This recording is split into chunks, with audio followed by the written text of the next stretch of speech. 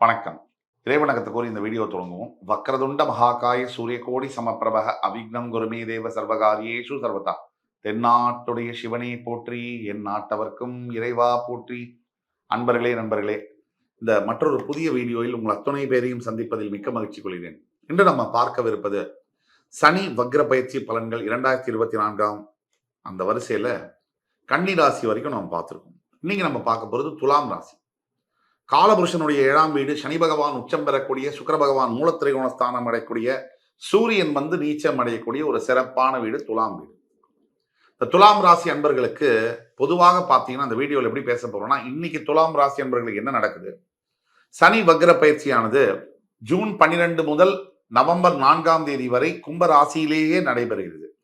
இந்த சனி வக்ர பயிற்சி, அதாவது துலாம் ராசியிலிருந்து 5ஆம் இடம் என்று சொல்லக்கூடிய பூர்வ ஜென்மஸ்தானத்துல இது இல்ல, நண்பர்னால இருக்கிற வேலையை விட்டுட்டு புது வேலைக்கு போறேன்னு சொல்லி அந்த வேலையில பிரச்சனை வரலாம். இப்படி இருப்பதை விட்டு பறப்பதை பிடிக்க நினைத்து இழப்பு ஏற்படலாம். துலாம் ராசினியர்களுக்கு தற்சமயம் நாள் நல்லா இருக்கு, நேரம் நல்லா இருக்குன்னு நான் சொன்னதுக்கு பல காரணங்கள் உண்டு. 2024ஆம் ஆண்டு துலாம் ராசிக்காரர்களுக்கு நல்லா தான் இருக்கு. எந்த வகையில? நடக்க முடியாத விஷயங்கள், பல வருஷமா தேங்கி கிடைந்த வழக்குகள், நிலுவையில் இருக்கக்கூடிய கோர்ட்டில் இருக்கக்கூடிய கேசஸ் எல்லாம் ரிசல்ட், ஜட்ஜ்மெண்ட் உங்களுக்கு ஃபேவரபிளா வரும். மருத்துவ துறையில் படிக்க வேண்டும் என்று ஆசைப்படுற அத்தனை ஸ்டூடெண்ட்ஸ், துலாம் ராசியில் இருக்கக்கூடிய ஸ்டூடெண்ட்ஸுக்கும் மெடிக்கல் படிக்கக்கூடிய ஒரு வாய்ப்பு என்பது கிடைக்கும். இந்த ஸ்ட்ரகிள்னு சொல்லுவாங்க, போராட்டம், எல்லா விஷயத்துக்கும் போராடுறது. வாழ்க்கையில ஒரு விஷயம் ரெண்டு விஷயம் இல்லை, எல்லா விஷயத்துக்கும் போராடுறதுங்கிறது அது ரொம்ப நம்மளை எக்ஸாஸ்ட் பண்ணும். இந்த போராட்டங்கள் எல்லாம் தீர்ந்து சுமூகமா தேங்கி கிடக்கக்கூடிய, நிலுவையில் இருக்கக்கூடிய விஷயங்கள் எல்லாம் சரியாகும். இதெல்லாத்தோட புத்திரஸ்தானத்துல சனி பகவான் ஆட்சி பெறுகின்ற காலத்தினால இந்த ஆண்டுல, அதாவது ஜூன் 12 முதல் நவம்பர் 4ஆம் தேதி வரை வக்ரம். பொதுவாக இவர் ஆட்சி பெறக்கூடிய அந்த பஞ்சமஸ்தானம் பூர்வ புண்ணியஸ்தானம் புத்திரஸ்தானம்ங்கிறதுனால அந்த ஸ்தானத்தில் ஆட்சி பெறக்கூடிய சனி பகவானால மிகப்பெரிய நன்மைகள் உண்டாகும். புத்திர பாக்கியங்கள் உண்டாகும், புத்திரர்களினால் பாக்கியங்கள் உண்டாகும். பிரிந்து போன அப்பா அம்மா மகன் மகள்கள் ஒன்றாக சேருவது, இது எல்லாத்தோட சனி பகவானுக்குன்னு சில சூட்சம குணங்கள் உண்டு. இதை பத்தி நம்ம எல்லாருமே தெரிஞ்சுக்கணும். சனி பகவான் அப்படியே பொத்தாம் பொதுவா எல்லாரையும் பனிஷ் பண்றதோ, தண்டனை கொடுக்கறதோ, இல்ல நல்லது பண்றதோ அல்ல. சனி பகவான் கர்மம் மற்றும் லாபஸ்தானத்துக்கு அதிபதியாக வருகிறார். காலபுருஷனுக்கு கர்மஸ்தானம்னா என்னன்னா, ஒரு மனிதனுடைய வாழ்க்கையில அவருக்கு நடக்கக்கூடிய நல்லது கெட்டது எல்லாத்தையும் சேர்த்து தான் நம்ம கர்மான்னு சொல்றோம். அந்த கர்மா அது ஒரு ராசிக்கு மட்டுமல்ல, 12 ராசிக்கும் கர்ம காரகன் யாருன்னா சனி பகவான். இதுல ஒரு சூட்சமம் ஒளிஞ்சிருக்கு. யார் ஒருவருடைய மனிதருடைய வாழ்க்கையிலும் எந்த ராசிக்காரராக இருந்தாலும், பொதுவாக துலாம் ராசிக்காரர்களுக்கு அவர் ஜனன ஜாதகத்துல நல்ல நிலையில வேலை செய்யக்கூடிய தன்மையை பெறுகிறார். அதுவே கொஞ்சம் ஒதுங்கி கோச்சார ரீதியாக வரும்பொழுது துலாம் ராசிக்காரர்களுக்கு பெரும் சோதனைகளை தருகிறார். சனி பகவான் எனக்கு இந்த ஆண்டு இந்த சனி வக்ர பயிற்சியில் சோதனைகளை தருவாரா, நல்லதை செய்வாரா? இப்படி துலாம் ராசி அன்பர்களுடைய மனசுல எழக்கூடிய கேள்விக்கு சனி பகவான் நல்லதை தான் செய்ய போகிறார். நான் சொன்ன மாதிரி பஞ்சமஸ்தானத்தில் வக்ரம் பெறுவதனால் மிகுந்த நன்மைகள். ஏன்னா ஒரு மனிதன் பிறப்பிலிருந்து இறப்பு வரை எந்த மாதிரியான வாழ்க்கையை வாழ வேண்டும் என்று குறிப்பு செய்வது எதுன்னு கேட்டீங்கன்னா அந்த 5ஆம் இடம். அந்த 5ஆம் இடத்துல சனி பகவான் வக்ரம் நிலையில் இருக்கும் பொழுது பணம் என்பது, பொருளாதாரம், பணம் வரவு என்பது ரொம்ப அதிகரிக்கும். எப்படின்னு கேட்டீங்கன்னா, வியாபாரம் செய்யல இருக்கணும். அதாவது பிசினஸ்ல ரியல் எஸ்டேட், அக்ரிகல்ச்சர் சம்பந்தப்பட்ட பிசினஸ், ஃபார்மிங் பிசினஸ், பாலிடிக்ஸ், அது சிறந்த பெருமிகு தலைவர்களாக இருக்கக்கூடிய சனி பகவான் ஆசி பெற்ற சசமகா யோகம் பெற்ற தலைவர்களாக இருந்தால் மட்டுமல்ல, சாதாரண தொண்டனாக இருக்கக்கூடிய சனி பகவானுடைய ஆசீர்வாதத்துல மிகப்பெரிய தலைவராக உருவெடுக்கக்கூடும். காவல்துறை பணியாற்றக்கூடிய துலாம் ராசி அன்பர்கள், வக்கீல்கள், நீதிபதிகள், இவர்களுக்கெல்லாம் ஒரு சேஞ்ச் நடக்க போறிய காலம். சரி, என்னென்னலாம் நடக்கும்? மனசுல ஃபர்ஸ்ட் தைரியம் வரும்.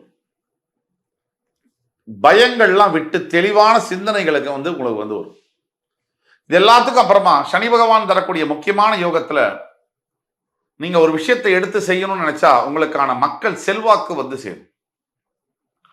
துலாம் ராசியை பொறுத்த வரைக்கும் ஆயுள் காரகனான சனி பகவான் பஞ்சமஸ்தானத்தில் வக்ரம் பெறுவதனால் சிறு சிறு உடல் உபாதைகளை கண்டிப்பா உடம்புல கொஞ்சம் பிரச்சனைகள் வரும். ஆனாலும் வந்தாலும் கூட அதையெல்லாம் தாண்டி உங்களையே அறியாத, நீங்க நினைச்சே பார்க்க முடியாத அளவுக்கு மனசுல ஒரு உற்சாகமும் மகிழ்ச்சியும் தைரியமும் வரும் சனி வக்ரகதி பெறுவதனால். பல தடவை சொல்லியிருக்கோம், சனி வக்ரகதி பெறும்போது சுபத்துவம் பெறுவார், அதீத சுபத்துவம் பெறுவார். அப்படிப்பட்ட சுபத்துவ நிலையில் துலாம் ராசியை அவர் பார்க்கும் பொழுது, துலாம் ராசியை அவர் பஞ்சமஸ்தானம் துலாம் ராசியிலிருந்து 5ஆம் இடத்துல அவர் வக்ரகதி பெறும் பொழுது, எப்பவுமே உங்க ஜனன ஜாதகத்துல துலாம் ராசியை அவர் 3, 7, 10 பார்வைகளால் பார்க்கிறார் அப்படின்னா, அதே மாதிரி உங்க ஜனன ஜாதகத்துல சனி பகவான் கொஞ்சம் சுபத்துவ வலிமை பெற்று இருக்கிறாருன்னு அப்படின்னு வச்சுக்குவோம். அந்த நிலையில உங்களுடைய தலையெழுத்து மாறப்போகிறது என்று உறுதியாக சொல்ல முடியும். எவ்வளவோ கஷ்டம் இருக்கு லைஃப்ல, ஒரு மனுஷனோட வாழ்க்கையில இந்த தடைகள் தாமதங்கள் இதெல்லாம் விலகும். துலாம் ராசி அன்பர்களுக்கு ரொம்ப வருஷமாக நீங்க வெயிட் பண்ணிட்டு இருக்கக்கூடிய சில விஷயங்கள் உங்களுக்கு பாசிட்டிவான ரிசல்ட்ஸை கொண்டு வரும். துலாம் ராசி அன்பர்களுக்கு சொல்ல போனா ஆகஸ்ட் 10லேருந்து 20க்குள்ள ஒரு மிகப்பெரிய நற்செய்தி வந்தால் ஆச்சரியப்படுவதற்கு இல்லை. எல்லா துலாம் ராசி அன்பர்களுக்கும் அல்ல, குறிப்பிட்ட சில துலாம் ராசி அன்பர்களுக்கு. ஒவ்வொருவருடைய ஜாதகமும் தனித்தனி, ஒரு ஜாதகம் மாதிரி இன்னொரு ஜாதகம் இந்த உலகத்துல இல்லை. நீங்க பார்த்துட்டு இருக்கீங்க, உங்களுடைய தனிப்பட்ட பிறப்பு ஜாதகம் மாதிரி இன்னொரு ஜாதகம் உலகத்துல கிடையாது. இதை நீங்க புரிஞ்சுக்கணும். அப்ப ஒவ்வொருவருக்கும் இந்த துலாம் ராசிக்காரர்களாகிய உங்களுக்கு வேற வேற மாதிரியான பலன்கள் இருக்கும். அதுல எப்படி இது ஒன்றிணையும் அப்படின்னு கேட்டீங்கன்னா, சனி உங்களுடைய பஞ்சமஸ்தானத்துக்கு அதிபதியாக வருவதனாலும் அவர் அங்கே வக்ரகதி பெறுவதனாலும், சனி பகவான் உங்களுக்கு உங்களுடைய ராசியிலே உச்சம் பெறுவதனாலும் சில சிமிலாரிட்டிஸ் இருக்கும். எல்லாமே ஒரே மாதிரி இருக்க வாய்ப்பில்லை. ஆனாலும் ஒட்டு மொத்தத்துல துலாம் ராசி என்பவர்களுக்கு பிரிந்து போன உறவுகள் ஒன்றா மறுபடியும் சேர்றது, பிரிந்து போன நட்பு சண்டையெல்லாம் விலகி மறுபடி ஒன்னா அகாமடேட் ஆகுது, பிரிஞ்சு போன கணவன் மனைவி சேர்றது, அப்பா அம்மாவுடைய பிளெஸிங்ஸ் கிடைக்கிறது, நல்ல ஒரு வேலை வாய்ப்பு கிடைச்சி இருக்கிற வேலையோட அதிகப்படியான வேலை வாய்ப்பெல்லாம் இதெல்லாம் இந்த ஆகஸ்ட் 10லேருந்து 20க்குள்ள நடக்கக்கூடிய வாய்ப்புகள் நிறைய இருக்கு. இது எல்லாத்தோட இன்னொரு முக்கியமான விஷயம் இருக்கு. சனி பகவான் உங்களுடைய 3ஆம் இடம் என்று சொல்லக்கூடிய, அதாவது 5லேருந்து 3 எது 7ஆம் இடம், அந்த 7ஆம் இடத்தை வக்ரகதி பெற்று பார்க்கிறார். குடும்பத்தில் உள்ள சிக்கல்கள் விலகும், அதாவது தேவையில்லாத ஆர்கியூமெண்ட்ஸ் எல்லாம் விலகும். அதே மாதிரி அவருடைய 7ஆம் பார்வையால உங்களுடைய 11ஆம் வீடு என்று சொல்லக்கூடிய சிம்மராசியை பார்க்கிறார். அவருடைய 10ஆம் பார்வையால உங்களுடைய தனஸ்தானம் என்று சொல்லக்கூடிய விருச்சிக ராசியை பார்க்கிறார். இந்த 3ஆம் வீடு மேஷம், சிம்மம், விருச்சிகம், உங்களுக்கு அது 7, 11, 2. இந்த 7ஆம் வீட்டை சனி பகவான் பார்வை கொள்ளும் பொழுது, வக்ரகதி பெற்று பார்வை கொள்ளும் பொழுது, குடும்பத்துல கணவன் மனைவியிடையே ரொம்ப ஒரு பரஸ்பரமான அன்புமிக்க நட்புமிக்க சூழ்நிலைகள், பிரிந்து போன உறவெல்லாம் ஒன்றா சேரும். அதுவே 7ஆம் பார்வையாக லாபஸ்தானத்தை சனி பகவான் பார்க்கும் பொழுது வருமானம் பல மடங்கு அதிகரிக்கக்கூடிய வாய்ப்புகள் நிறைய இருக்கு. தனஸ்தானத்தை சனி பகவான் பார்க்கும் போது செலவும் கூடும், ஆனால் சுப செலவாக இருக்கும். ஏன்னா சனி வக்ரகதி பெற்றிருப்பதனால். இந்த மாதிரியான இதுக்குள்ள துலாம் ராசி அன்பர்கள் ஜூன் 12 முதல் நவம்பர் 4ஆம் தேதி வரை பயணிக்க இருக்கிறீர்கள். இந்த பகுதி, இந்த ஆண்டின் இந்த பகுதியானது உங்களுக்கு மிகவும் சிறப்புமிக்க ஒரு மாதமாக இந்த 4 மாதங்கள் இருக்கும்னா அதுல கொஞ்சம் கூட எல்லளவும் சந்தேகம் இல்லை.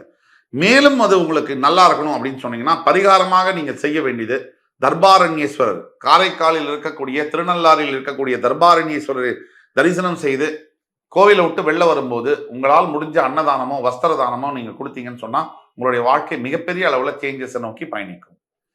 தவிர சனீஸ்வர காயத்ரி மந்திரம் என்று சொல்றோம். அந்த காயத்ரி மந்திரத்தை நீங்க தினமும் மினிமம் 21 முறை ஜபம் செய்ய வேண்டும். ஓம் காகத்வஜாய வித்மஹி கட்கஹஸ்தாய தீமஹி தன்னோ மந்த பிரச்சோதயாத். இந்த மந்திரத்தை 21 முறை தொடர்ந்து நீங்க ஜபம் செய்து வரும்பொழுது உங்களுடைய வாழ்க்கையில எண்ணற்ற மாற்றங்கள், நல்ல மாற்றங்கள் நிகழும் என்று கூறி அடுத்து வரும் காணொலியில் என் அன்புமிக்க துலாம் ராசி நேயர்களே, உங்கள் அத்துணை பேரையும் மறுபடி சந்திக்கும் வரை உங்களிடமிருந்து விடைபெறுவது உங்கள் சுபாஷ் பாலகிருஷ்ணன். நன்றி, வணக்கம், வாழ்க வளமுடன்.